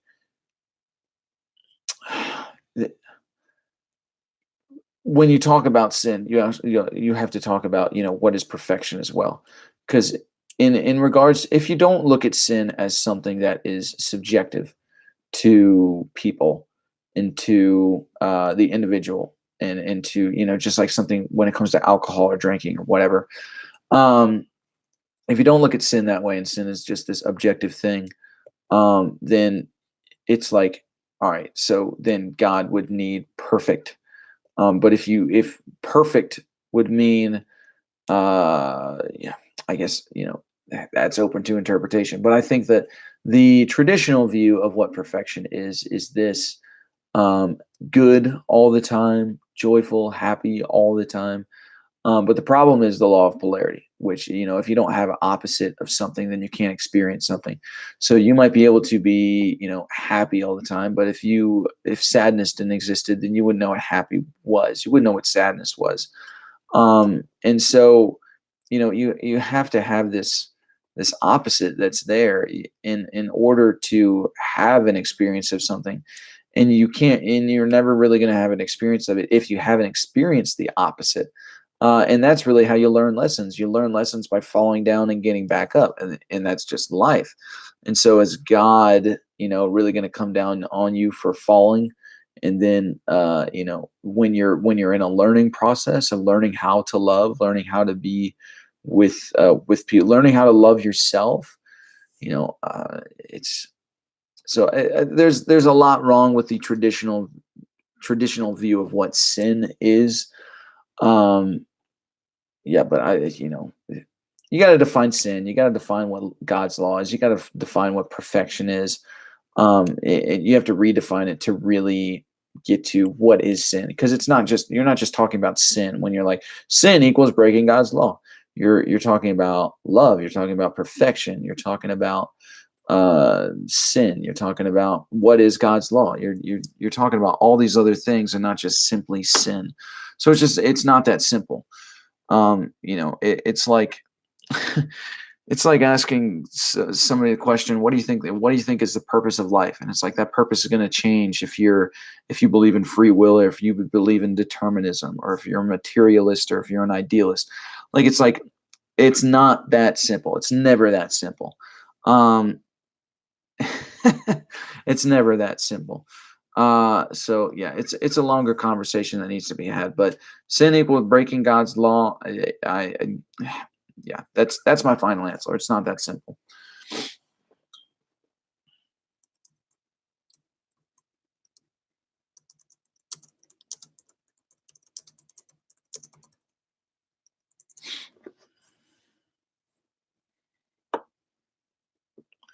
Because they already answer questions with more questions. That's awesome.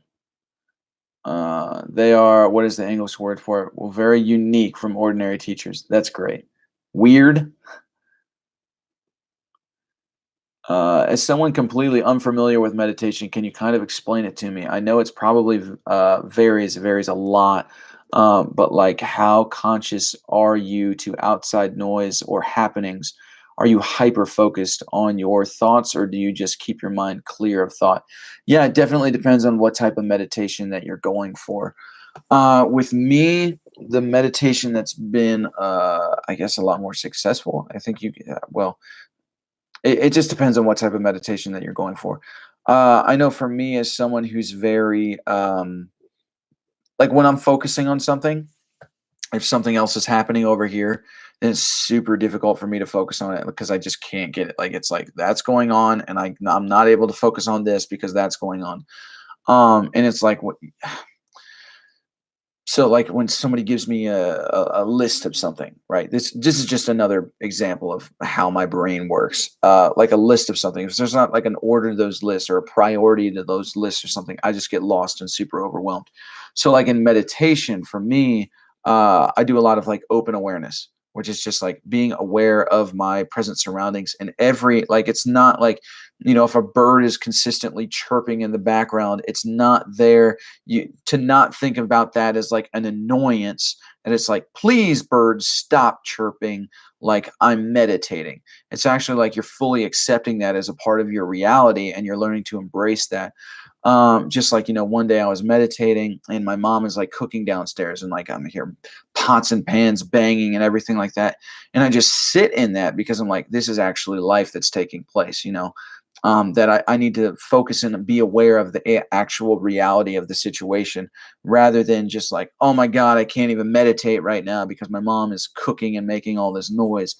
And then there is, super focused meditation, where I think that gets into more mantra meditation, counting your breaths, being aware of the breaths, which that can be a lot more spiritual depending on what you're focusing on. Um, and then I mean, open awareness can be very spiritual as well because there's breathing techniques and relaxation techniques. I've done it several times, and it's insane to where you basically just go through your whole body and you imagine your entire body disappearing. And you relax your entire body, and as you're relaxing each individual part of your body, you imagine that it's just that part of your body disappears when you relax it, and then the end of it, which it takes like 5-10 minutes to fully do your whole body, you're just like in this state of pure consciousness, and you're purely just aware and in the moment. I typically, to get like into deeper meditations, I'll start out with a more open awareness meditation and just like listen to the sounds, feel like what's beneath me, just like pay attention to what my body is feeling, parts of my body that's holding tension, and just like picturing the outside world around me. And when I feel like I've been accepting of it and like my mind isn't running crazy anymore, which that there's another thing to that, which is called detoxing the brain, where I can talk about that too, which helps with brains that just run like crazy, which mine does too. So detoxing the brain has helped. But when my mind has stopped, when I've been in an open awareness state, my mind has just stopped like going absolutely insane. Then I start to turn more and focus on the breaths, and I'll count the breaths. And then when I feel like I'm consistently, counting the breaths, sometimes they'll even mold together where I'll be counting the breaths, but I'll still be completely aware of what's happening in my surroundings and the sounds and the feeling and everything. It's really expanding consciousness is essentially expanding awareness. And so when I feel like I can count the breaths, then I'll start with a mantra. And mantras, I can't say what mine is because mantras is like super personal to you, especially if it's like a spiritual practice, personal to you. In a way that it's like you feel something when you say this. You feel something inside you when whatever it is that comes out, and you repeat that again and again, and you can even split up the phrase, so the word or whatever, that when you breathe in you say half of it, and when you breathe out you don't necessarily say it with your mouth, but you think it in your head. So when you breathe in, it's the first half, you breathe out the second half, and it's like your body is getting in tune with this mantra. And so I've gotten into some very deep meditative states with that, and when you do that, it stimulates the vagus nerve in your body. It's not just a purely spiritual thing, but it actually stimulates the vagus nerve in your body that decreases inflammation. It helps your nervous system. It helps your digestive system. It stimulates more melatonin, which can also stimulate DMT, because DMT, the body naturally produces it, whatever, which can lead into very, spiritual experiences. Um, and so you can go very, very deep with it. There's many, many different types of meditation, but those are a lot. That's what I practice like every single day. And so, yeah, I think that's a brief explanation. I really want to do some tutorial videos. And I've even thought about, because I do a lot of instrumental music, like doing, like guided meditations, and releasing them on this channel. I've thought about doing all of this, but I haven't done it yet. So I appreciate your questions, and I appreciate that you're looking forward to, like, the lucid dreaming videos or tutorials that I want to do, as well as the breathing exercises and meditation and stuff like that. But just briefly speaking, that's the meditation that I practice. And so, yeah, hope that, informs you a bit.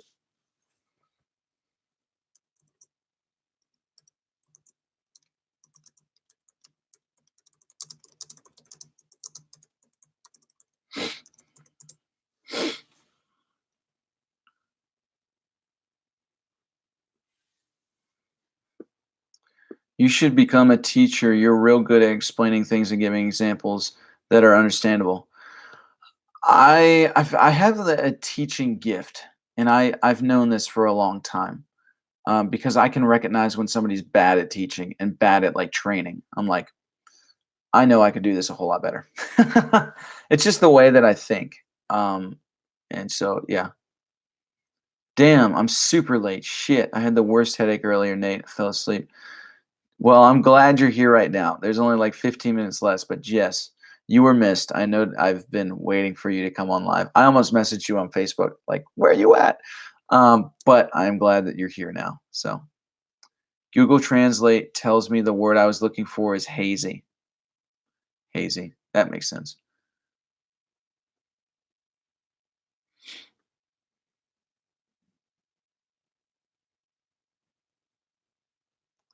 Foster kids are up to no good. Later, Misfits. Later, I cook you clean. Like a teacher. Like a professor or something? I was just randomly thinking about how odd sleep and consciousness is. How odd is it that 4 to 6 hours of my life each night is completely absent unless I dream?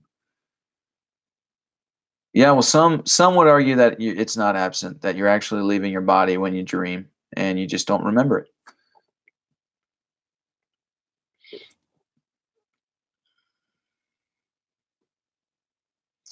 Or a psychologist. I've thought about it.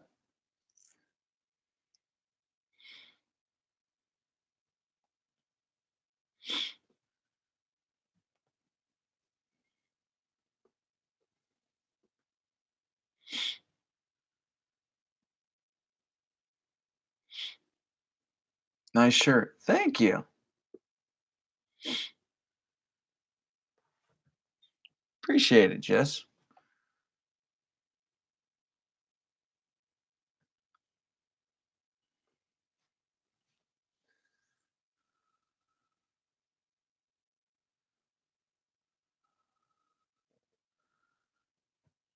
Our bodies do so much when we sleep. This is essential to our well-being.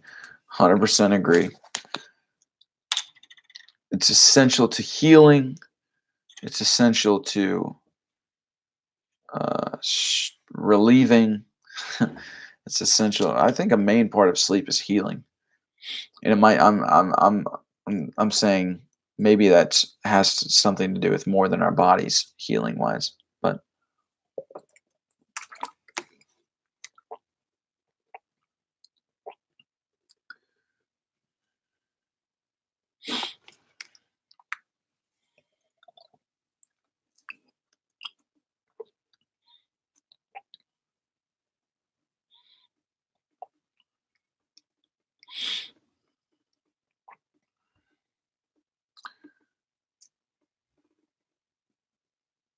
How much longer on your live video got here late? 10 minutes. 10 minutes. I do 2 hours, 2 hour mark. So 10 minutes it is.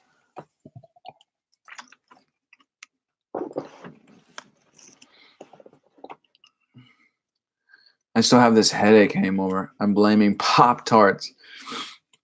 I love me some Pop Tarts. I haven't had them in God knows how long, but I love me some Pop Tarts. I haven't been eating that much sugar lately, and so I think there is a connection over the last couple days. Yeah, I haven't done much sugar in the last like year, and I drank so much wine today, and I had an empty stomach. I was I was feeling it. I was I'm talking like face buzzing, blurry vision, holding on to a table, thinking I'm going to fall over, dizzy, wine, drunk. I was like, wow, I haven't felt this in a while. Then I went and ate a burger, if you can call it that. It was a chicken burger, well, a gluten-free bun, so technically not a burger. I had a chicken sandwich that, that they called a burger, and felt a lot better after that.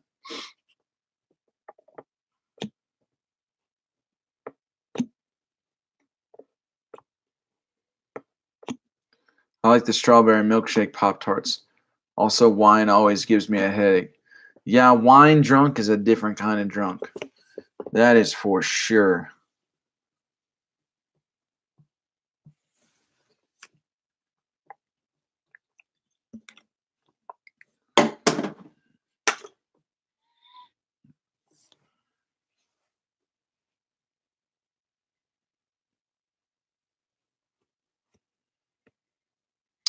I remember your birthday video where the waitress brought you a bun.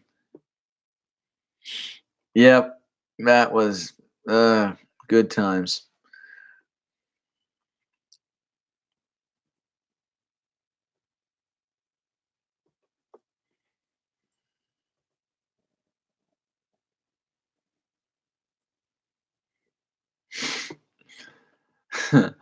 I just personally believe it. Okay,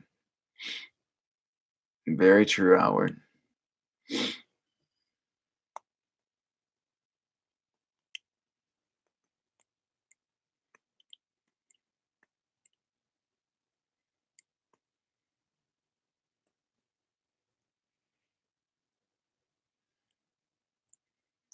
Vodka tequila for the win. Uh, Tequila more than vodka for me, but it's good. Nobody was there when the universe happened or was created. So, dude, you're totally just like doing this ignorance dance. Like, I don't know. This is just what, like, we, what's that called? Fallacy from ignorance or something like that? I was there. Oh my God. I really appreciate the insight on your experience with it. My apologies for engaging and not getting back to it. It's all good, man. I've fallen behind because still at work and not the best signal here. I'm like 7 minutes behind, but I very much appreciate the discussion on it. Hey, no problem, man. No problem. And I'm glad that you could learn something. Or I hope that that was informative. What's your opinion on politics if you're okay with talking about it? Hope everyone don't get triggered. Yeah, I could talk about how much I hate it. Oh man, I don't have a problem with government. It's not where my problem lies. I have a problem with politics. And especially the politics in today. And it's just so much of like when I just look at the stuff that's happening on the news, I'm like, am I in high school again? Like what is happening? It's just yeah, I'm not a fan of politics. I don't mind government. I think government there's definitely good to government. I should say I like smaller, more localized government rather than a more world because I think that the government can change. Like the people just live different lives in different cultures, even in the same country. I'm talking about America. Like there's, very different from the culture in New York City. And so I think that the government in, New York or Brooklyn shouldn't necessarily be the same that it is in like different parts of Texas or Utah or Montana or Nevada. And it's just I'm more for like a smaller, more localized government. Um, and that just I say that not even talking about social justice issues. I'm simply talking about like um things that are not so much I guess taboo in some ways to talk about, even though it's 2020 and none of it's really taboo anymore because everybody's talking about it. But yeah, I don't like politics. Just to get back to the topic at hand, or your question, I don't like politics at all.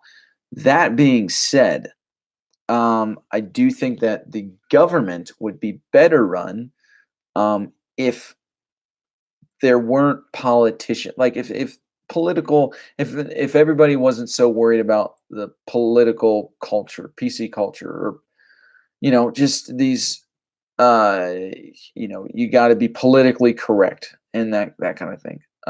Political culture, political correctness. God, that's what PC means. Good lord. um but yeah, I think our government would be run a lot better if it wasn't run by politics. But right now everyone is so PC that it's just like, oh my god, like when are we going to start, just I don't it's just annoying. I really stay out of it. I don't honestly, it's just yeah. I just stay out of it. Uh, I've always been curious about how they say something can't come from nothing, but if you think in the sense of duality, then actually yes, it could. That's a good point. I have to drink vodka since I'm Swedish. Can't betray our famous absolute vodka. Yeah, absolute vodka. Vodka is literally it's just nothing but alcohol. Like I haven't tasted vodka that vodka doesn't really have a taste. It's just vodka.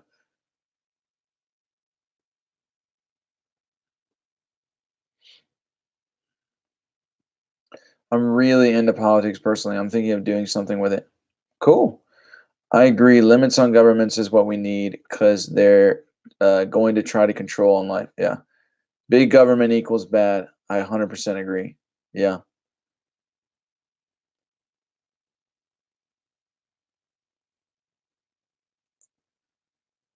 This is a wagon I'm a hop on. Reminded me of that Tom McDonald song. I think it was named Politically Correct. My mom is Swedish. I know what you mean. Nice. All right, guys, I'm giving it about 2 more minutes. Then I'm wrapping it up. 2 more minutes, and we're gonna wrap it up.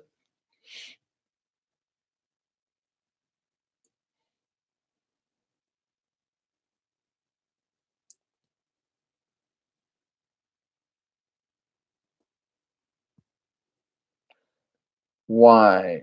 We are all or nothing over here. You want a sweet strawberry drink? Haha, no, no, no. You get alcohol without. That's awesome. Hell yeah. Yeah. I mean, that's pretty much the people when I think about like people that just drink vodka. I'm like, yeah, they don't drink alcohol for the taste. They drink alcohol to get fucked. Oh man. But it's true. Everclear is way worse than vodka. Yeah.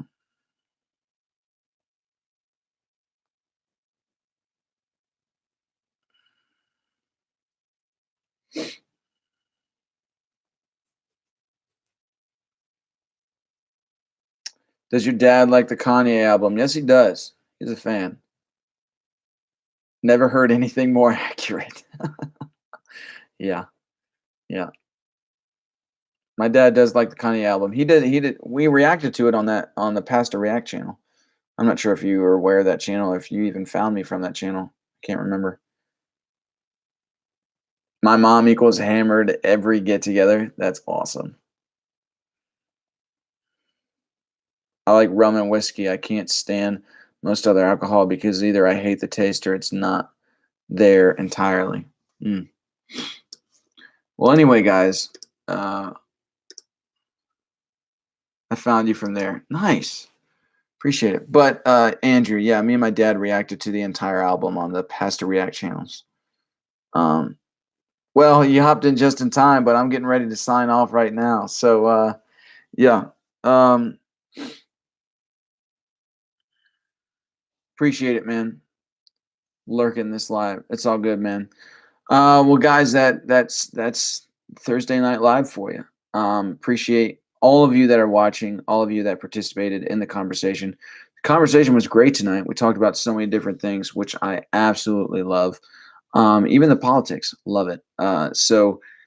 Yeah, it looks like I have off work every Thursday, with a few exceptions. Actually, next week being an exception, so I'll probably do this live Wednesday next week. But yes, I don't think I have anything else to say. Be sure to watch the Joy series, another video coming out Monday. And also, just another reminder, I do have a Discord server that you can access through my Patreon account. And thank you to everyone who donated tonight. I absolutely think you guys are incredible, and I appreciate you guys so much.